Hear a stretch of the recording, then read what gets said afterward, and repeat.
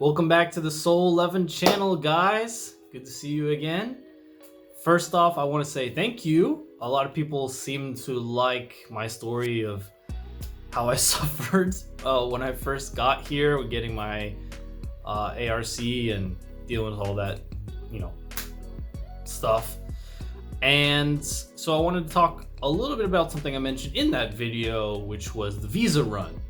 And it ties a little bit into the story as well, because in that video, I didn't give you the whole detail because the story would have been really long, or the video would have been really long, so a much more condensed version. So for any of you who don't know what a visa run is, or if you find yourself strangely in a situation that I was in, this will help you out, because the visa run is another option for people who aren't able to get all of their documents ready before they go and come to Korea. Now, the visa run, I don't know if this works for other countries in teaching English. I just know it's an option here. Let's get started. So, visa run, what is that?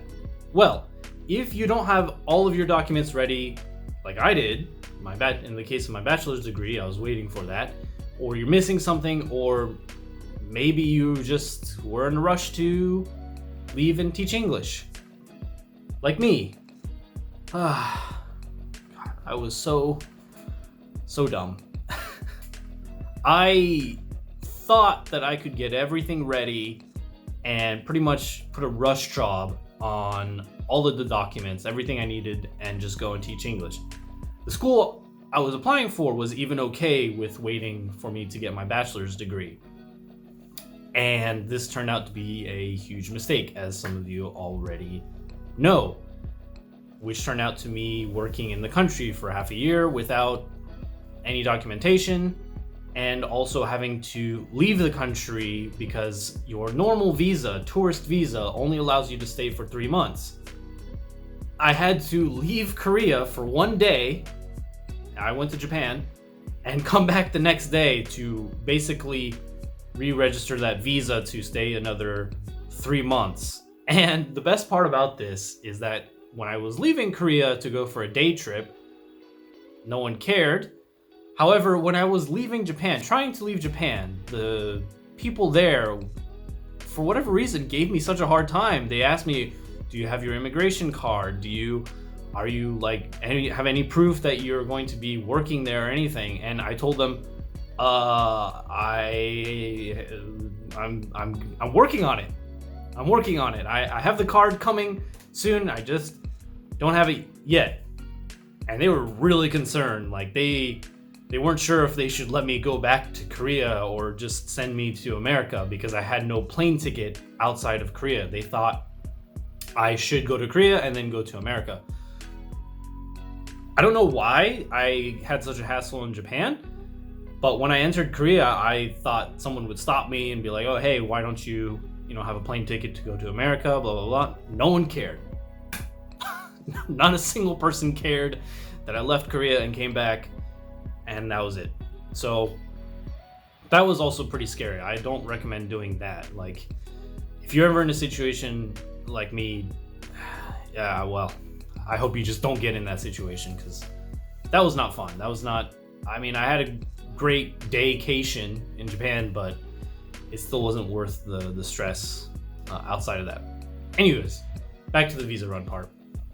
A visa run is basically where you have to leave the country where you plan on teaching English to go to a nearby country that actually has an embassy for the country you're in. Makes sense, right? If you are teaching in Korea and you need to go to a Korean embassy, there's no Korean embassy in Korea because you're in Korea. there's no point. The embassy is for foreign countries. So you have to go to another country that has, a Korean embassy. Most people go to Japan, which I did as well, because it's very close. You either go to Fukuoka or Osaka. Those are the closest cities. They're literally an hour by airplane. So you could even take a boat if you wanted to. They're super, super, super close. So what's the point of the visa run? Why not just do everything before you come to the country? That's the smart move. I said this in my last video. Do everything first. But like I said, some stuff happens and you find yourself that you're not able to. So you have to do this visa run. Most Hagwons and schools understand that some foreigners end up doing this, so it's not a huge problem.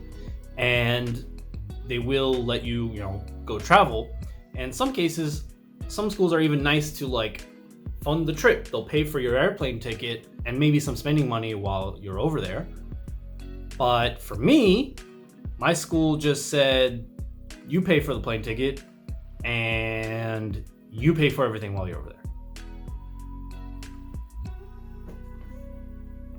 Thanks. Thanks for supporting me. Love it. All right. You have to plan at least 3 days for your visa run.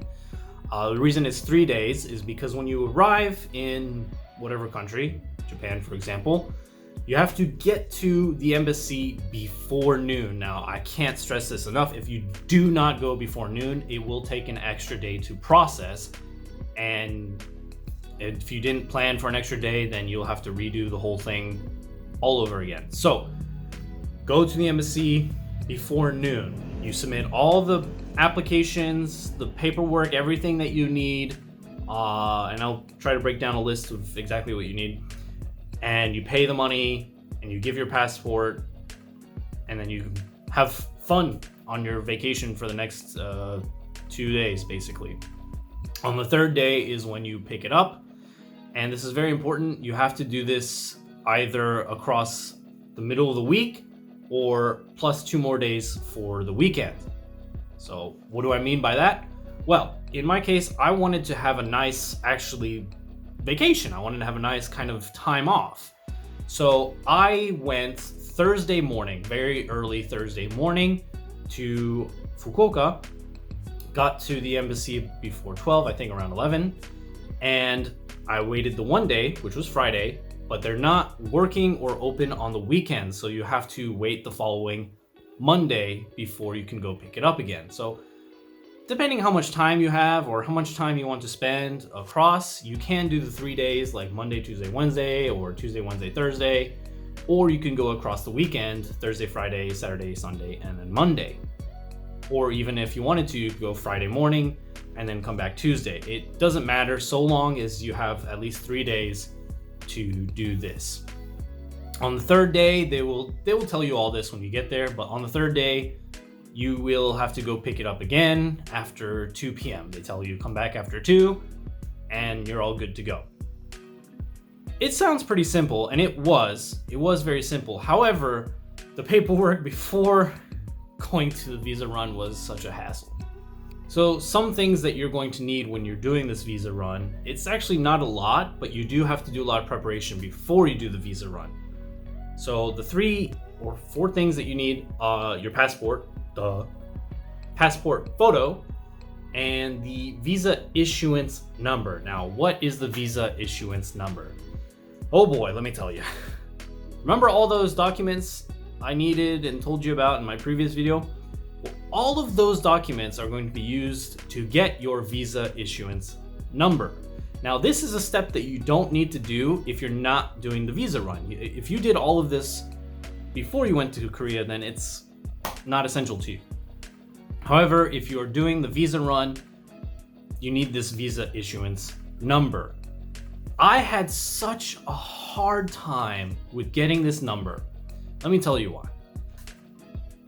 The assistant that was supposed to help me in he went to immigration for me and brought all the documents for me, and so I didn't have to do anything. I just had to give him my paperwork. But every time he would come back and tell me the same thing. Oh, it didn't work. Something wrong with your paperwork. Oh, he couldn't give me an accurate answer. And I kept asking him, this is the stuff I need. What's wrong with it? Well, before my dad had sent me my documents, I had a paper, copy of everything. And his reason for why my paper didn't work was because there's no hole in it.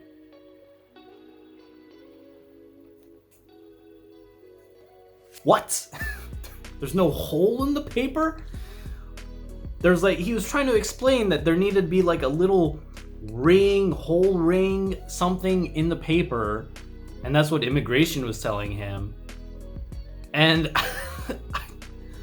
I don't know what kind of miscommunication was going on here. To be fair, his English wasn't, perfect. But like the fact that immigration was trying to tell me that my paperwork was missing a metal ring in my paper was very exhausting and tiring, because I had no idea what they were talking about. They could not give me any more detailed information other than the fact that I was wrong and they were right. Oh God. It wasn't until I received my paperwork finally that I realized what was going on. The official form, when you do your background check and have it notarized, same thing with your diploma, or sorry, not with your diploma. When you get that official form, there's a little specific metal kind of ring in the paper, and I guess that's a specific ring that the government has for official documents that they put on these forms. And that was the only thing stopping. Just this stupid little ring. That was the only thing stopping me. The copy form looked exactly the same, said the same information, even had the stamp on there, the notary seal, blah, blah, blah. The only thing different was that there was no little ring, little stupid copper ring in there. Why? Why was that so important? It's the same, it's the same form. Oh my God. Government officials in any country are the worst. I have not been in a single country where I've had a good time with any government official. They're just the worst people on the planet to deal with. Not because of the person itself, it's just all the rules and bureaucracy you have to deal with. It's a nightmare. But finally, I was able to give them the right form, and they were able to process everything and finally give me that visa application number. I was paranoid. I made double copies of everything. I double, tripled, and quadrupled checked to make sure that I had all the documents. That was the only thing going on in my mind. And I think I was just so stressed out that as soon as I got to the embassy and I dropped everything off and all they said was, come back Monday, I didn't know what to say. I thought they would say that there was something wrong. I thought they would be like, we need you to do something else. Like, I even brought forms they didn't even need. They just took 3 things from me and they're like, you can keep all this other garbage. We don't need this.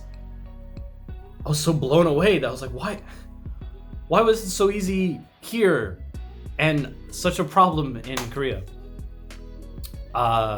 Yeah. All in all, the visa run is cool, I guess, if you want to like take some time off.